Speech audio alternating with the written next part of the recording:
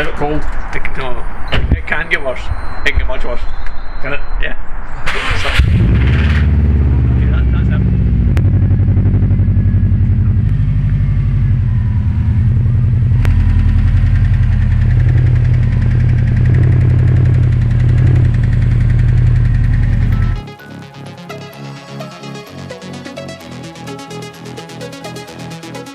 Why you don't run a boosted Impreza on 95 run or 97? Okay. Especially if it's running higher than stock boost. So in the manual, I'm fairly sure it says for WRX you can run it at 95, and then if you get the PPP pack, it says you can only run it at 98. Yeah. Because obviously more boost, more chance of knock, because this happens.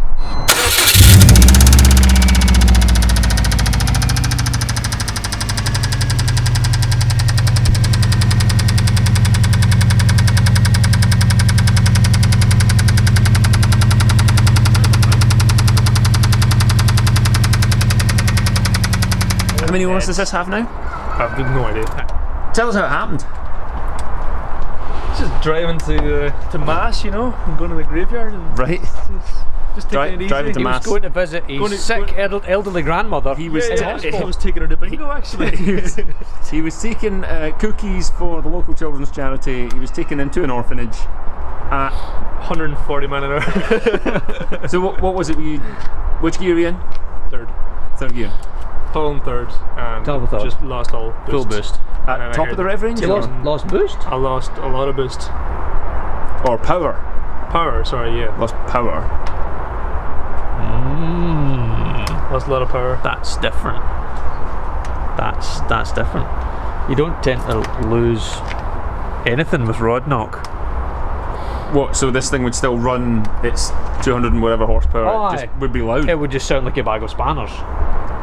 Oh no, well, I didn't no lose wait, power like no, in you would limp mode, like it was. you it would lost. lose. If it detects the knocks enough, it'll Oh, cut. the ignition will retard it. retard. Yeah, you won't get as much torque because Yeah. it'll retard the ignition. Or at least it should if you're not But- running some experimental map. So I was there and there to the Civic. Yeah. And next thing, he wasn't. Wait a pulling minute, away. there and there with the Civic. Were you racing? No. I wasn't. Were you was overtaking hold on, were you...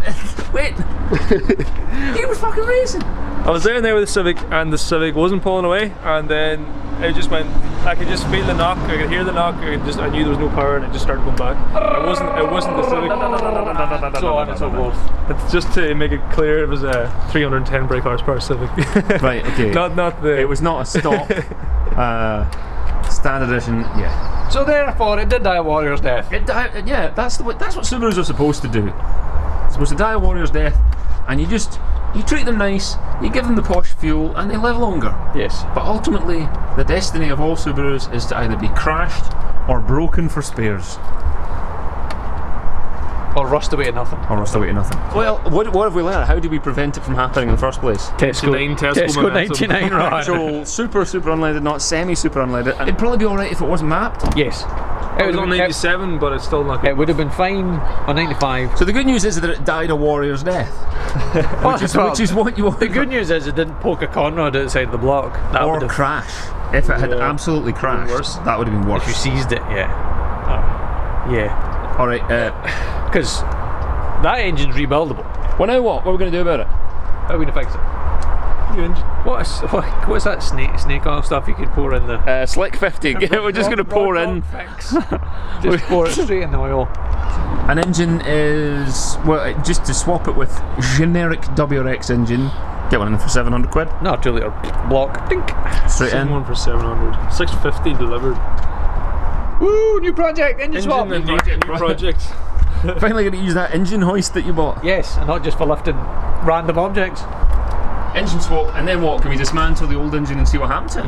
Yes. Like basically, we're now just now discussing without your consent as to what are we going to do to this do car. whatever. As payment for helping swap the engine. I was told 20 blowjobs. We get to this Yeah, basically, I said they was going to have to deliver an endless stream of blowies and handies, and we would help. This isn't a hard engine to take out. Once you've got all the ancillary bits that get in the way, there's like 6 bolts on the gearbox. Right, so engine build project. Engine build. Well, engine swap. Engine swap. Like I'm quite interested to see what happens if we get the opportunity to strip that one out. And then a failure analysis. I think that would be very interesting. Failure analysis.